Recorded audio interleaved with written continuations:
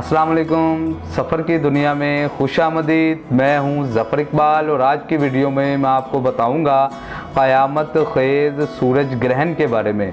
जून में चांद ग्रहण लगने के बाद सूरज ग्रहण लगने वाला है। 21 जून 2020 को सूरज ग्रहण लगने वाला है और इसके असरात काफ़ी ख़तरनाक हैं।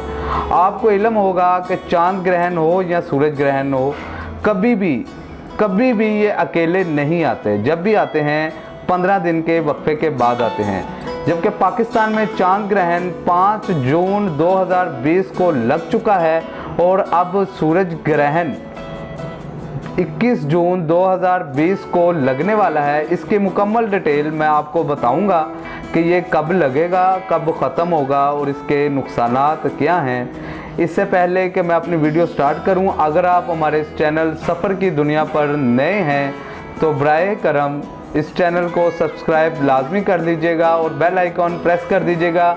इससे ये होगा कि जो भी हमारी नई आने वाली वीडियो होगी वो आप तक बआसानी मुंतकिल हो जाएगी।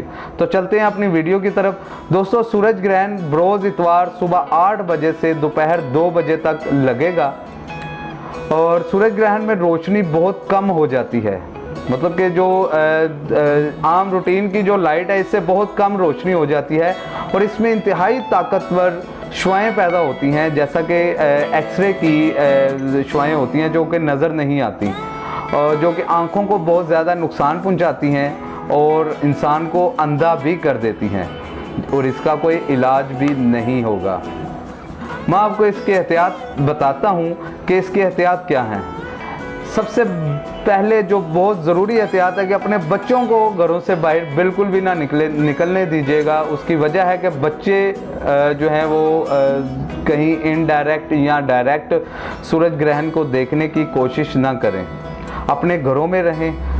ग्रहण को डायरेक्ट देखने की कोशिश बिल्कुल भी ना करें और इनडायरेक्ट यानी कि चश्मा, एक्सरे की पुरानी फिल्म या दूरबीन से देखने की भी कोशिश बिल्कुल भी ना कीजिएगा। अगर आप अपनी आदत के हाथों मजबूर हैं कि आपने देखना ही है तो इसका एक आसान हल मैं आपको बताता हूं कि घरों में बैठकर टीवी पर किसी चैनल पर देख लीजिएगा। अपने तजस्सुस के हाथों मजबूर होकर अपनी ज़िंदगी, तमाम ज़िंदगी अंधे होने से या मजूर होने से बचें। अल्लाह ताला से दुआ है कि वो हमें तमाम आफात से अपनी पनाह में ले। आमीन सुमा आमीन।